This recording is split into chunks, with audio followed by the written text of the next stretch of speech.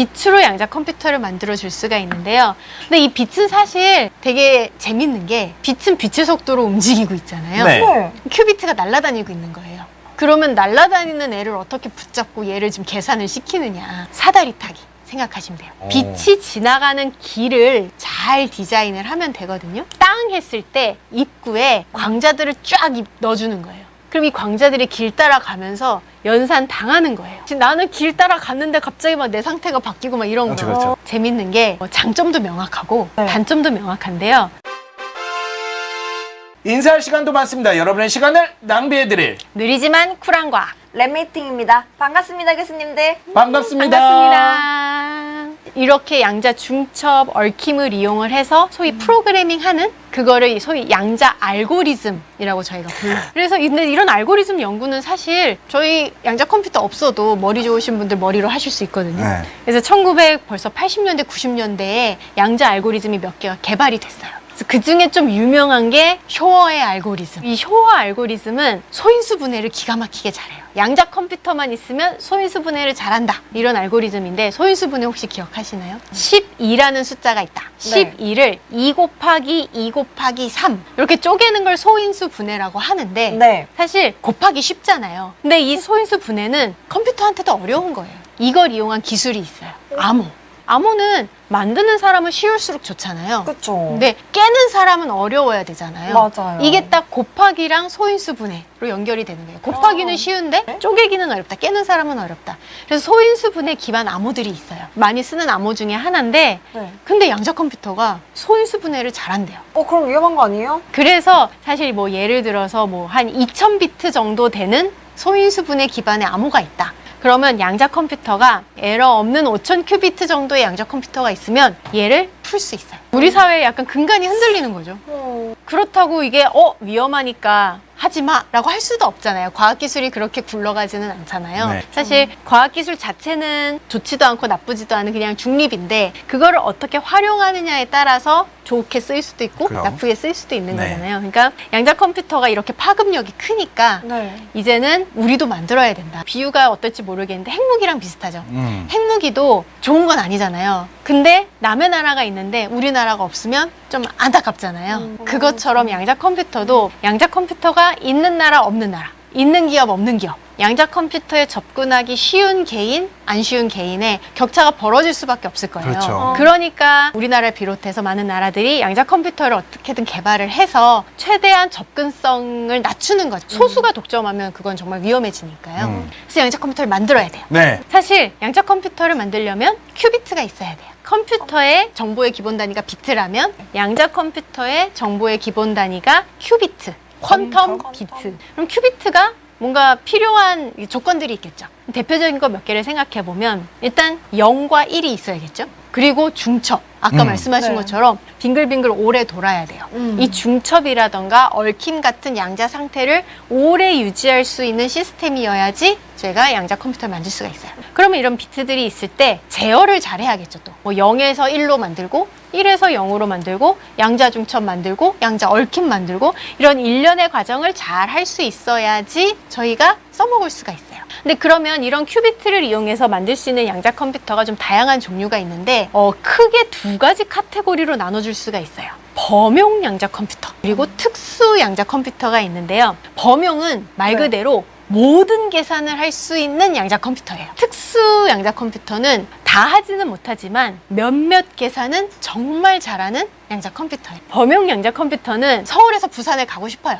자동차를 타고 직진, 좌회전, 우회전만 할 수 있으면 어떻게든 서울에서 부산을 갈 수 있어요. 이게 약간 범용 양자 컴퓨터에서 소위 유니버설 게이트라는 개념이 있는데 네. 몇몇 개의 계산만 할 수 있으면 얘네를 조합해서 어떤 계산이든 할 수 있다. 그게 이제 범용 양자 컴퓨터를 만드는 방법인데 근데 이제 특수 양자 컴퓨터는 KTX 같은 거예요. 어디든 갈 수는 없어요. 하지만 만일 서울에서 부산을 가는 거라면 KTX를 타면 훨씬 빠르게 그렇죠. 갈 수 있죠. 여러 시스템이 있고 연구하시는 분들이 있는데 각각 범용을 하시는 분들도 계시고 특수 양자 컴퓨터를 하시는 분들도 계세요.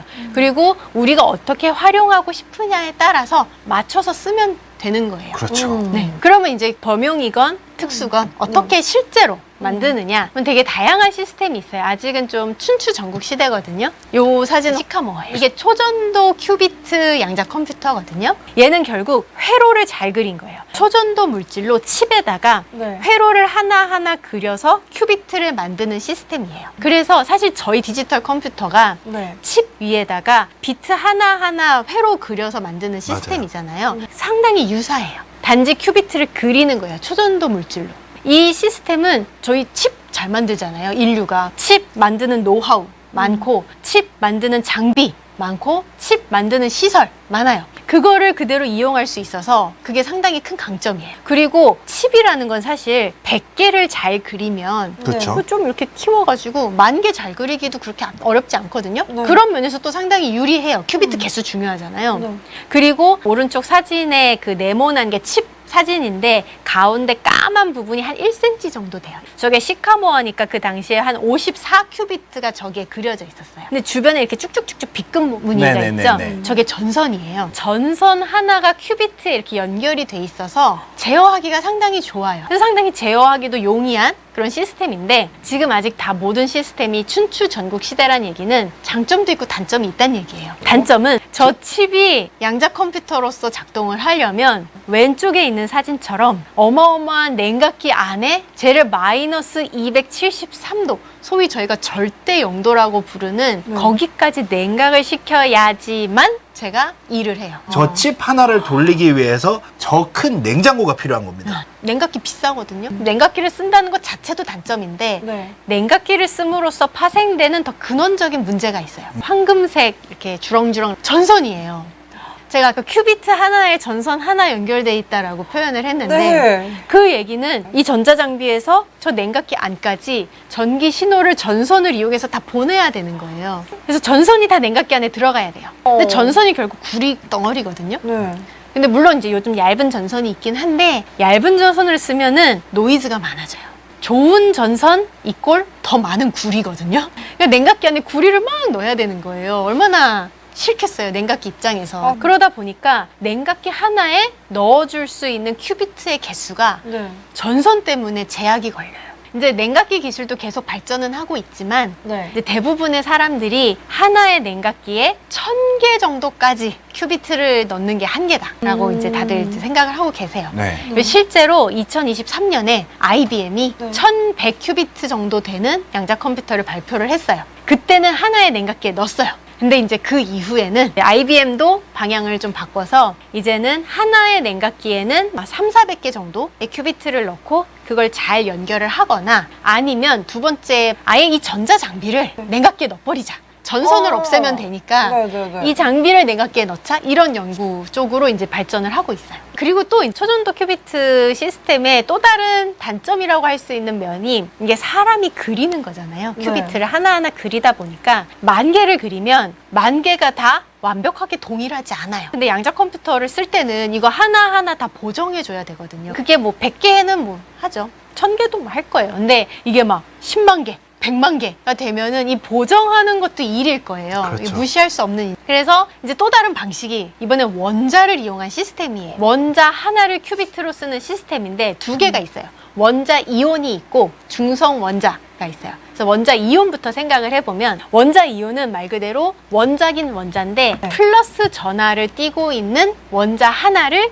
큐비트로 쓰는 거예요. 그래서 저희가 원자를 파란색 점점 저게 정말 원자 하나가 반짝반짝 빛나는 거예요. 확대한 사진이긴 한데 원자 같은 경우는 예를 들어 칼슘 원자 100만 개를 모아와도 얘네 다 똑같잖아요. 그렇죠. 큐비트가 결함이 없어요. 동일하니까. 그게 정말 큰 장점이고요. 그리고 이 원자 이온 같은 경우는 플러스 전하를 띈 원자를 진공에 띄워서 저희가 잡아두는데 플러스 전하를 띄고 있으니까 진공에 잡아두는 그릇을 전기장으로 만들어요. 네. 전기장으로 이렇게 큰 그릇을 만들어서 플러스 전하를 띈 원자들을 쫙 뿌리는 거죠. 그러면 얘네들이 여기 담기는데 각자는 플러스 전하 갖고 있으니까 반발력이 있을 거 아니에요. 그래서 알아서 적당히 이제 거리 두고서 쫙 줄을 서요. 그거를 그냥 하나하나 아까 사진처럼 줄 서면 그거 하나하나를 큐비트로 사용을 하는 거예요. 근데 이 이온을 이용한 양자 컴퓨터가 양자 컴퓨터로서의 역사가 가장 길고 그렇죠. 저희가 정말 정확하게 제어할 수 있어요. 최근에 본 기록이 999985%. 아, 진짜로요? 와. 이 정도의 정확도로 제어할 수 있는 시스템이 원자 이온이에요. 그래서 사실 원자 이온이 단점은 그릇을 만들기가 쉽지가 않아요. 이게 전기장으로 그릇을 크게 만들어야 이온을 많이 담고 큐비트 많은 양자 컴퓨터를 만들 수 있는데 전기장을 크게 만드는 게 기술적으로 그렇게 쉬운 건 아니에요. 크게 만들다 보면 아무래도 울퉁불퉁해지고 네. 그러면은 당연히 안 좋겠죠. 네. 그리고 요즘은 전자기파 노이즈가 워낙 많다 보니까 그런 것도 다 사실 잘 막아야 되는 거죠. 그래서 기술적으로 많은 양의 큐비트를 포획하기가 쉽지가 않아서 다른 시스템이랑 정말 큐비트 개수를 직접 비교를 하면 좀 적은 편이에요. 네. 그럼에도 불구하고 에러가 너무 적어요. 에러가 적으니까 지금 너무 벌써부터 재밌는 계산을 많이 하고 있는 시스템이 이 원자 이온이에요. 그래도 많이 잡긴 좀 어렵잖아요. 그래서 나온 또 다른 시스템이 이번엔 중성 원자인데요. 중성 원자는 말 그대로 양전하가 아니에요. 그냥 네. 중성이에요. 얘도 원자 하나를 이제 네. 큐비트로 쓰니까 상당히 비슷한데 차이는 이 원자들을 어떻게 진공에 띄우느냐. 얘는 이제 전기장으로 못 띄우니까요. 네. 그럼 얘는 레이저를 이용을 해요. 광집계라는 기술이 있는데요. 네. 레이저를 강하게 렌즈 이용해서 초점을 맺으면 초점에 원자 하나가 들러붙고 분자 하나도 들러붙고 심지어 막 세포 하나도 들러붙는 현상이 있어요. 집게처럼 딱. 그러면 한 번 이렇게 들러붙으면 레이저를 움직이면 따라와요. 따라 움직여. 그래서 이 광집계 기술 사실 바이오 쪽에서도 많이 쓰시는 기술인데 네. 광집계는 사실 레이저 기술이 요즘 워낙 좋아져서 막 10,000개 동시에 만들 수 있거든요. 레이저 파워만 짱짱하면. 그러면 10,000개의 광집계에 네. 원자 하나하나 찝으면 그게 벌써 10,000큐비트짜리 컴퓨터가 되는 거잖아요. 네. 그런 식으로 큐비트의 개수를 늘리기가 훨씬 쉬워지는 거예요. 최근에 좀 급부상하고 있는 시스템이고 이 중성 원자가 사실 제일 처음으로 1000큐비트를 달성한 시스템이에요. 지금 칼텍의 어떤 연구실에서는 6000큐비트 와. 짜리 양자 컴퓨터도 최근에 이제 선보였어요. 개수 늘리기 쉬운 거에다가 또 다른 장점이 하나 있는데요. 이게 광집계로 하나하나 찝잖아요. 네. 바둑판처럼 원자를 나열한 그림을 가지고 네. 왔는데 이게 꼭 바둑판일 필요가 없어요. 음. 제 맘대로 막 광집계 어. 나열하면 되니까 네. 삼각형도 되고 육각형도 되고. 근데 그럼 그게 뭐가 좋냐? 저희가 이제 양자 컴퓨터로 계산을 할 때 양자 얽힘을 이용해야 되잖아요. 얽힘은 바로 옆에랑 만드는 게 제일 쉬워요. 근데 그럼 바둑판이면 양자 얽힘 만들기 쉬운 게 앞, 뒤, 좌우 해서 4개가 있겠죠. 근데 만약에 삼각형으로 배치를 했어요. 네. 그러면 가까운 애가 6개로 늘어나요. 이런 식으로 내가 어떻게 원자를 배치하느냐에 따라서 양자 얽힘을 만들어줄 수 있는 가능성이 바뀌는 거예요. 그리고 심지어 이거를 실시간으로 움직여도 돼요. 이거 실험적으로 구현이 됐는데 네. 1번, 2번, 3번이 있어요. 큐비트가. 네. 가까울수록 양자 얽힘 만들기가 쉽거든요. 2번을 1번에 가까이 가져와요. 얘를 2번으로 움직여서 3번한테 가져가요. 2번, 3번 양자 얽힘 만들어요. 이게 가능해요. 이 기술이 노벨상을 탄 안톤 차일링거가 썼던 기술 중에 하나이기도 해요. 그래서 막 움직이면서 실시간으로 양자 연산을 막 바꿔줄 수가 있는 거예요. 프로그래밍을 할 여지가 많아지는 거예요. 그래서 상당히 재밌는 알고리즘을 많이 돌릴 수 있는 시스템이고 그래서 사실 뭐 10년 전만 해도 이 중성원자는 양자 컴퓨터 세계에서는 그렇게까지 두각을 드러내지 못했었는데 네. 요 10년 사이에 급부상했어요. 이제 최근에 각광받는 시스템인데 물론 얘도 단점이 있어요. 이게 아직 노하우가 많이 손맛을 좀 타요. 음식 만들 때 엄마가 적당히 넣으면 돼. 약간 요런 느낌? 레이저를 막 많이 만져야 되는데 레이저 이거 어떻게 조절해요? 그러면 잘 그렇죠. 나중에 이제 결국 대량 생산을 갈 때 그 벽을 어떻게 넘느냐가 그렇죠. 약간 하나의 이슈일 것 같아요. 그리고 이제 마지막으로 또 전혀 다른 시스템이 하나가 있는데 광자예요. 빛으로 양자 컴퓨터를 만들어 줄 수가 있는데요. 근데 이 빛은 사실 되게 재밌는 게 빛은 빛의 속도로 움직이고 있잖아요. 네. 네. 큐비트가 날아다니고 있는 거예요. 그러면 날아다니는 애를 어떻게 붙잡고 얘를 좀 계산을 시키느냐. 사다리 타기 생각하시면 돼요. 빛이 지나가는 길을 잘 디자인을 하면 되거든요. 그래서 미리 길을 만들어요. 예를 들어 1번 길을 지나면서 빙그르르 돌면 뭐 중첩이 되고 2, 3번 지날 때 얘네들이 이렇게 꼬이면 양자 얽힘이 되고 이런 식으로 먼저 길을 쫙 디자인을 해놓은 다음에 땅 했을 때 입구에 광자들을 쫙 넣어주는 거예요. 그럼 이 광자들이 길 따라가면서 연산 당하는 거예요. 지금 나는 길 따라갔는데 갑자기 막 내 상태가 바뀌고 막 이런 거예요. 그렇죠. 그러면 그게 막 끝나서 마지막에 쫙 측정을 해서 그 통계 결과를 보고서 저희가 연산을 하는 그런 시스템이에요. 재밌는 게 장점도 명확하고 네. 단점도 명확한데요. 일단 빛은 상온에서 양자 컴퓨터를 만들 수가 있다는 장점이 있어요. 빛은 상온에서 벌써 입자이면서 파동이니까요. 그게 정말 가장 매력적이고, 양자 통신이란 분야가 있는데 이것도 양자역학적으로 통신을 하는 건데 지금 이미 광통신이잖아요. 그렇죠. 그 양자 통신은 당연히 광자 기반으로 개발이 되고 있어요. 네. 그러면 광자로 컴퓨팅까지 하면 네. 광자로 컴퓨팅해서 그 광자 그대로 통신 보내고 다음 컴퓨터가 받아서 또 계산하고 막 네트워크, 막 인터넷 막 약간 웅장해지죠. 되게 매력적이죠. 네. 솔깃하죠. 근데 단점도 명확해요. 아직은 좀 제어하기가 힘들어요. 빛은 제어를 하기가 쉽지가 않아요. 특히 양자 얽힘을 만드는 게 너무 어려워요. 두 빛이 만나면 그냥 스루해요. 근데 양자 얽힘이라는 건 얘네 둘이 서로 얘기를 해야 되거든요. 그래야 얽힐 거 아니에요. 네. 근데 그 애들을 구슬리고 달래서 얽힘을 만들어야 되잖아요. 그렇죠. 네. 그러면 그게 어렵고 아직 에러가 좀 커요. 아직은 갈 길이 멀긴 한데, 근데 사실 요즘 나노 광학이란 분야가 있어요. 네. 이게 빛은 파장이 한 몇백 나노미터 되거든요. 꽤 커요. 근데 요즘 나노 광학은 그 빛을 나노미터 사이즈의 구조에 억지로 꾸겨 넣는 거예요.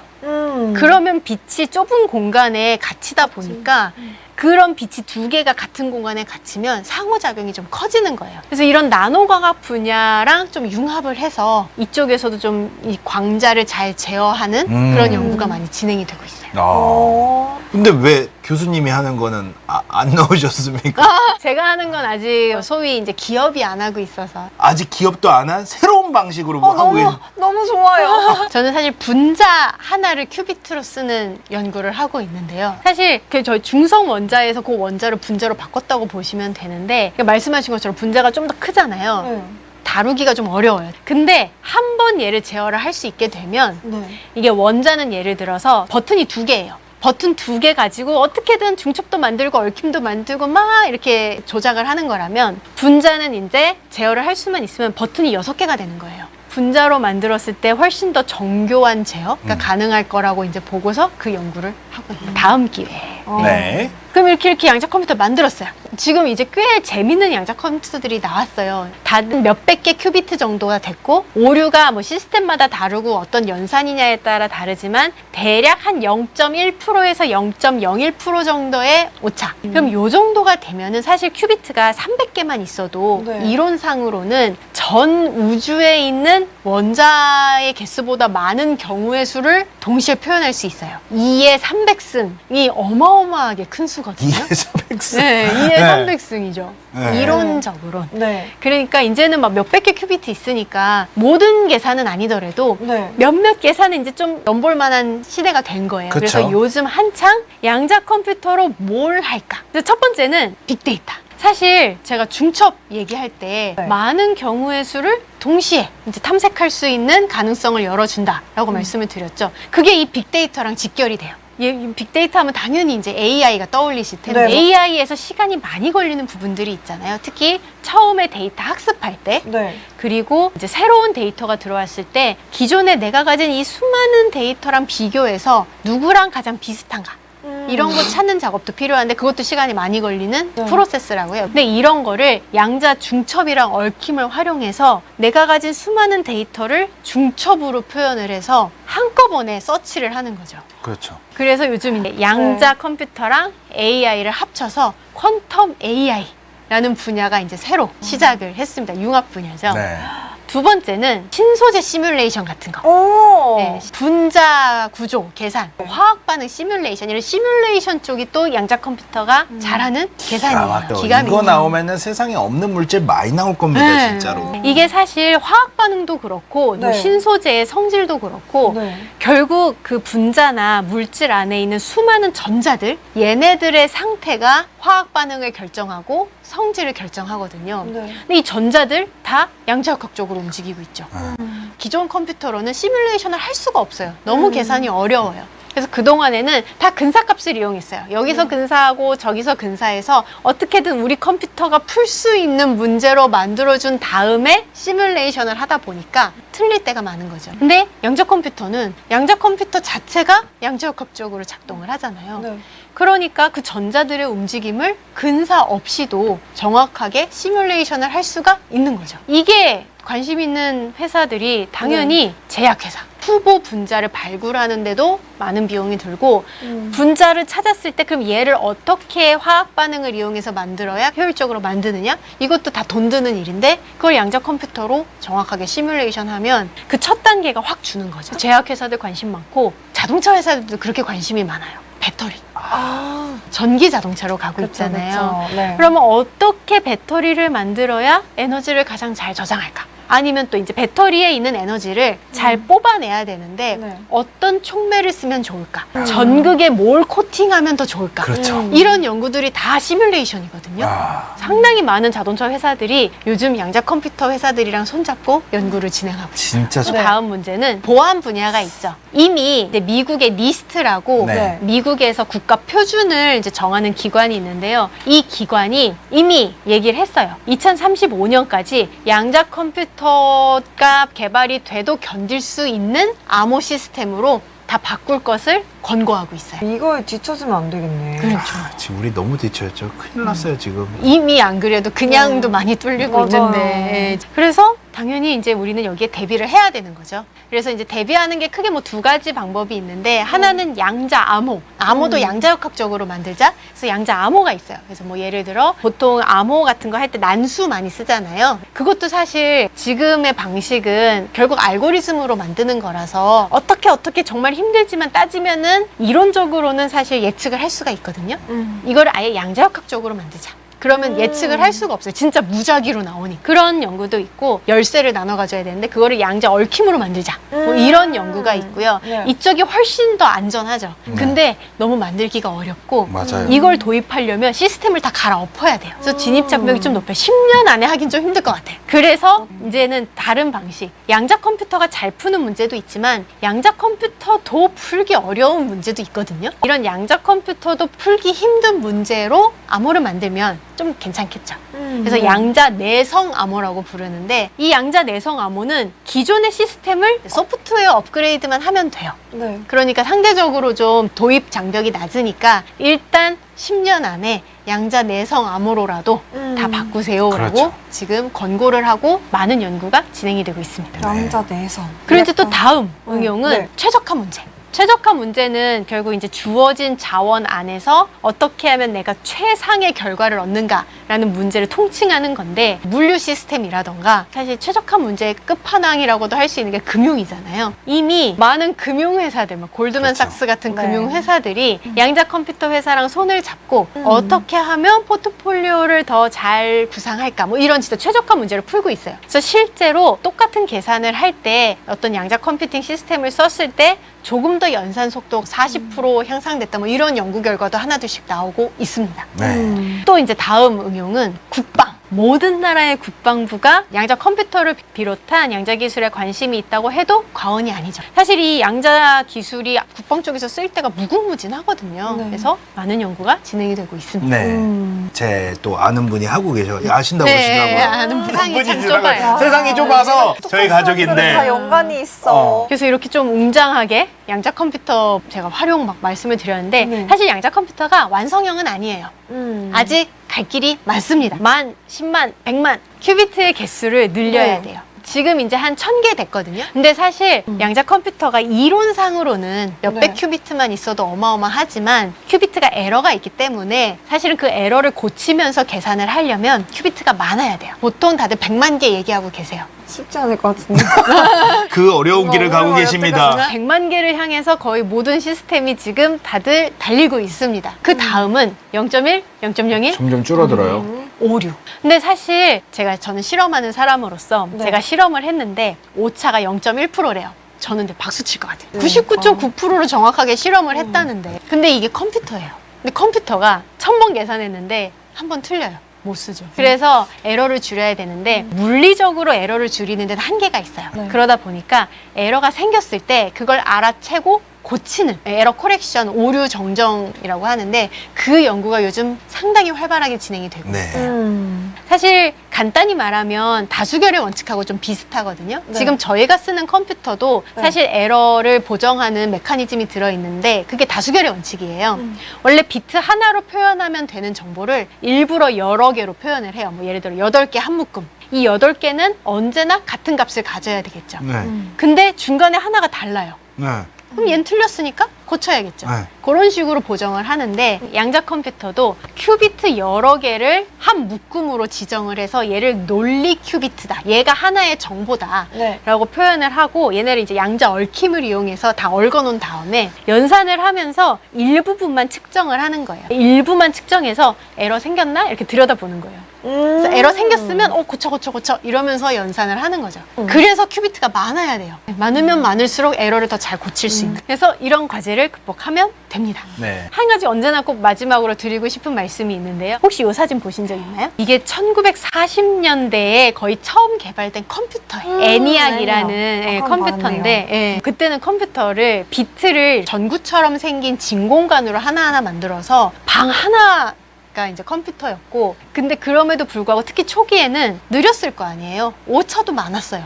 주판보다 느린데 왜 만들어? 뭐 이런 얘기 많이 들었을 거예요. 그리고 아까 저 사진에 계신 저 연구자분께 이 컴퓨터 만들어서 뭐 하실 거예요? 라고 여쭤보면 네. 암호 풀어야죠 라고 대답하셨을 거예요. 네. 왜냐면 저때 전쟁 시대니까 음. 저분은 지금의 세상을 상상도 못 하셨을 거예요. 이게 사실 저랬던 컴퓨터가 반도체, 트랜지스터 이런 전혀 다른 분야의 혁신이랑 만나면서 반도체 칩이 나오고 지금의 컴퓨터가 되고 지금 저희 주머니에 컴퓨터 한 대씩 다 가지고 있잖아요. 그렇죠. 저분은 절대 이런 세상을 모르셨단 말이에요. 상당히 저는 지금의 양자 컴퓨터가 저 시대의 컴퓨터랑 좀 유사하다고 생각해요. 그렇게 그래 보이네요. 네, 지금 좀 양자 컴퓨터 되게 크고 오류도 아직 좀 많고 다루기도 힘들고 전문가 아니면 못 다루고 저 때도 전문가 아니면 저 컴퓨터 못 다뤘잖아요. 맞아요. 좀 상당히 유사한 것 같아서 지금 제가 약간 저기 사진에 있는 저 아저씨인 거죠. 그러네요. 그러니까 제가 말씀드리는 이 활용 이런 게 저 이제 연구자분께서 하셨던 상상이랑 별반 다르지 않을 수도 있어요. 맞아요. 네. 그러니까 이 양자 컴퓨터가 지금 초기고 어떤 분야의 어떤 혁신이랑 만나서 또 이 세상을 바꿔놓을지 몰라요. 저는 사실 양자 컴퓨터가 각각 각 가정에 한 대 있는 시절은 안 올 것 같거든요. 지금으로서. 네. 양자 컴퓨터는 슈퍼컴퓨터처럼 어딘가 약간 센터처럼 우리나라에 한 몇 대 있고 그걸 다들 클라우드에 접속해서 사용하는 그 정도의 픽처를 그리고 있는데 저는 미래를 모르죠. 무한한 가능성을 가지고 있다라는 말씀을 꼭 마지막으로 드리고 싶습니다. 너무 재밌지 않았어요? 네. 그리고 이해도 쏙쏙 됐죠? 네, 너무 좋아요. 너무 쉽고 너무 재미있는 이야기가 어디에 들어있다? 이 책에 들어있어요. 야, 다 처음에 조금 몇 페이지만 읽어보시면 아실 거예요. 재밌네? 근데 너무 쉬운데? 라는 생각이 바로 드실 거예요. 그래서 여기서 못한 이야기가 되게 많이 있어요. 오늘 뭐 2시간에 담을 수 없는 내용들이 많이 있었기 때문에 네. 조금 더 심도 있고 조금 더 재밌는 이야기들이 아마 들어있으니까 꼭 한번 보시기 바라겠습니다. 다시 한번 수고해주신 최은미 교수님께 진짜로 감사의 말씀 드리고 다음에 또 양자 통신이라든지 또 교수님이 하고 계시는 네. 분자에 대한 것들을 양자 컴퓨터를 통해서 조금 더 심도 있는 이야기를 한번 나눠봐도 좋을 것 같습니다. 인사할 시간만 있습니다. 와, 오랜만이다. 인사할 시간도 많습니다. 여러분의 시간을 낭비해드릴 느리지만 쿨한 과학. 랩 미팅이었습니다. 감사합니다, 교수님들. 감사합니다. 감사합니다.